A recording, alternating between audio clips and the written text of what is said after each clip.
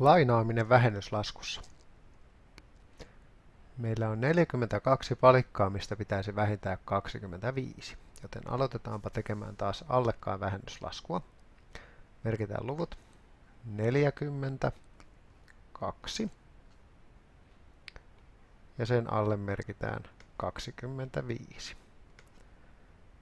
Nyt täällä on jo valmiina miinusmerkki, eli vähennysmerkki sekä viiva. Aletaan vähentämään. 2 miinus 5. Eli kun ykköset vähennetään ensin.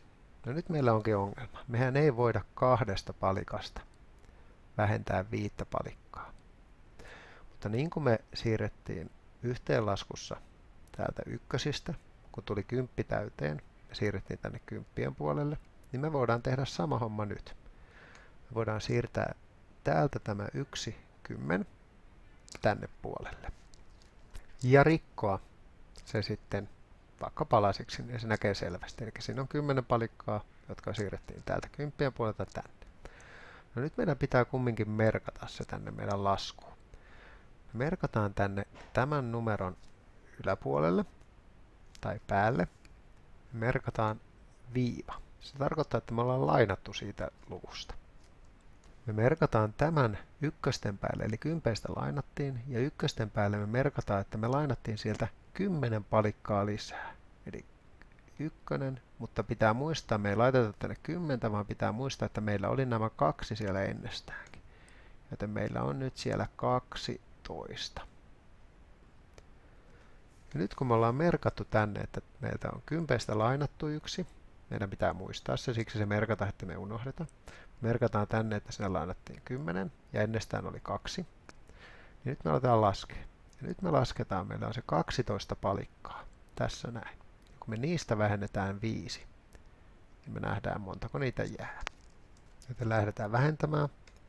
1, 2, 3, 4 ja 5. Niin me huomattiin, että meille jäi siitä 7 palikkaa. Joten vastaus on 1 7. Sen lisäksi me huomataan, että meillä oli 4, mutta nyt me ollaan otettu 1 pois, eli meille jäi 3. Joten me vähennetään sitä 3. 3 10 vähennetään 2, joten sinne jää 1. Ja kun me vielä vähennetään ne täältä, niin me huomataan se. Eli 2 otetaan pois.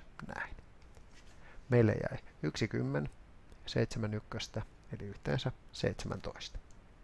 Otetaan toinen esimerkki.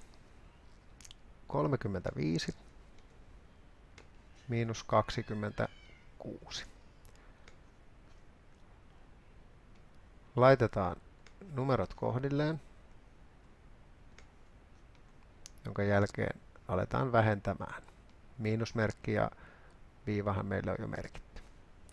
5 vähennetään 6. No se ei ole mahdollista, joten tuodaan 1 10 tänne ja rikotaan se osiin. Mutta nyt me voidaan vähentää. Muistetaan myös tehdä tietenkin merkinnät. Vedetään 10 päälle viiva. Sieltä on lainattu. Me lainattiin sieltä 1 10. Joten tänne tulee 1 10. Ja sen lisäksi meillä oli ennestään 5. Eli meille tulee 15. Näin. Nyt muistetaan merkitä nämä.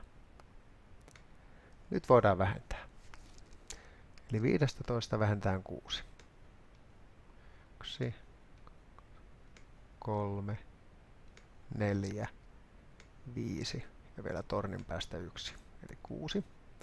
Meille jäi tänne 9. Eli 15 otettiin pois 6, jäi 9.